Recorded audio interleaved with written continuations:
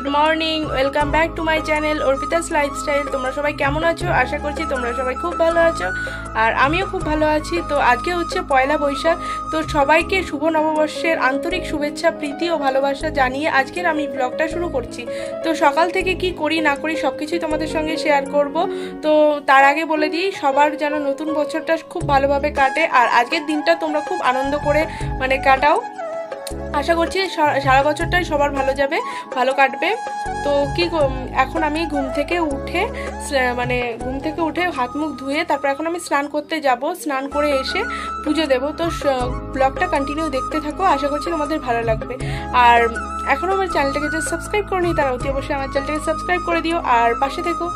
তো দেখা হচ্ছে একটু পরে। তো আমি একে স্নান করে আসি, তারপর পুজো দেওয়ার সময় তোমাদের সঙ্গে দেখা করছি। আমি এখন স্নান করে চলে এসেছি আর এখন আমি পুজো দেবো। তো ভিডিওটা আমি স্নান করে একেবারে রেডি হয়ে নিয়েছি, নতুন একটা পোশাক পরে নিয়েছি। এইটা বাড়িতে পরার জন্য আমি নিয়েছি। এটাই আজকে পয়লা বৈশাখের দিনে পরলাম। আজকে প্রচণ্ড গরম পড়েছে, সেই জন্য আর কুর্তিটা পরলাম না। আমি পয়লা বৈশাখে দুটো নাইটি আর দুটো কুর্তি নিয়েছি। আমার কুর্তি দুটো আমার মা আমাকে কিনে দিয়েছে, আর নাইটি দুটো আমি নিজেই কিনেছি।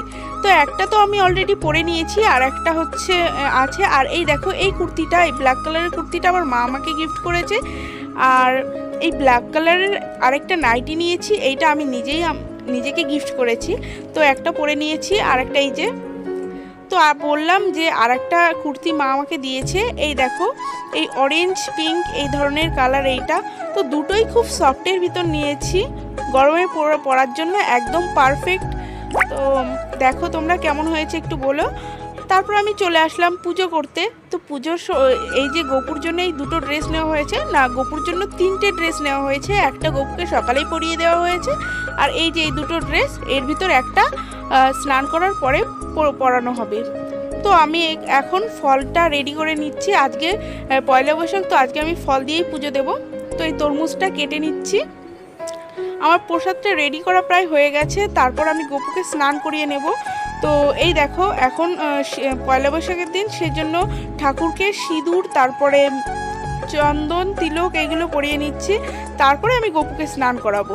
তো আমি পরিয়ে নিই। এই দেখো, মা লক্ষ্মীকেও পরিয়ে দিলাম। তো এই পুজো করতে করতে দেখি আমার বোন এসে দাঁড়িয়ে আছে, ও কিছু একটা দেখাচ্ছে আমাকে। তো এই যে গোপুকে স্নান করানো হয়ে গেছে। স্নান করানোর সময় আর ভিডিওটা শ্যুট করা হয়নি, তো বন্ধ হয়ে গেছিলো। তো বোন আবার চালু করে দিয়ে গেল। এই যে গোপুকে আজকে এই হোয়াইট ড্রেসটাই পরালাম। গোপুর ইয়েলো, পিঙ্ক এই ধরনের কালারের ড্রেসও প্রচুর পরে, তো হোয়াইট কালার একটু কম পরে বলে তো আজকে আমি ওকে হোয়াইট ড্রেসটাই পরালাম। তো এই ড্রেসটা আমার খুবই পছন্দ হয়েছে, আর এটা আমি নিজে পছন্দ করে এনেছি, আর ইয়েলো আর পিঙ্কটা মা পছন্দ করে এনেছে। তো কেমন হয়েছে একটু কমেন্ট করে জানাও। আর ওকে এবার আমি একটা মালা নিয়ে এসেছিলাম, এই ইয়েলো কালারের মালাটা এটা আমার খুবই পছন্দ হয়েছে। তো এই ইয়েলো কালার সুন্দর দেখতে মালাটা এখন আমি ওকে পরিয়ে দেব। তো তোমরাও বলো কেমন হয়েছে গোপুর ড্রেস, তারপরে মালা, এইগুলো সব। তো রেডি করার সময় যেটুকু শ্যুট করেছি, তারপরে পুজো যখন করলাম তখন আর ভিডিও করিনি। তো একবারে পুজো করে তোমাদের দেখালাম। তো দেখো। হে এভরিওয়ান, আমরা এখন যাব সন্ধ্যাবেলা মেলায়।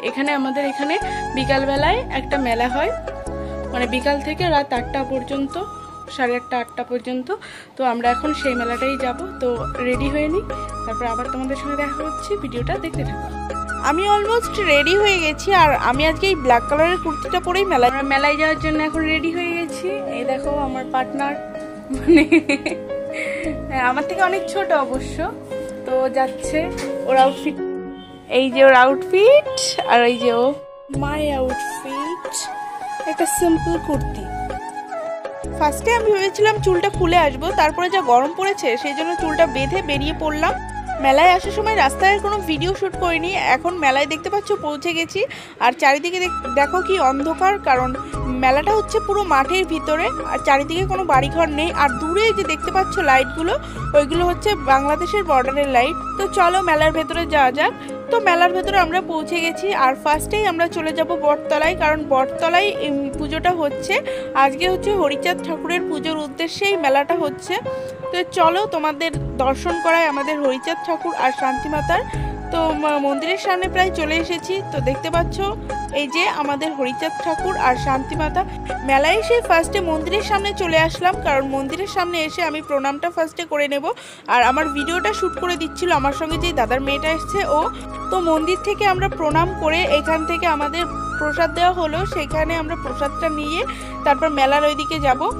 ছোটবেলা থেকেই দেখে আসছি এই মেলাটায় প্রচুর পরিমাণে ভিড় হয়, তবে এই বছরই ফার্স্ট টাইম এতটা কম ভিড় হলো। কিসের জন্য হলো কি জানি, হয়তো অনেক জায়গায় মেলা হচ্ছে সেই জন্যই ভিড়টা একটু কম হয়েছে এই বছর। তো যাই হোক, আগে দেখতাম যে কত কত মতুয়ার দল আসতো, আর যেহেতু আমাদের বাড়ির সামনে দিয়েই আসতো তাই খুব মজা হতো।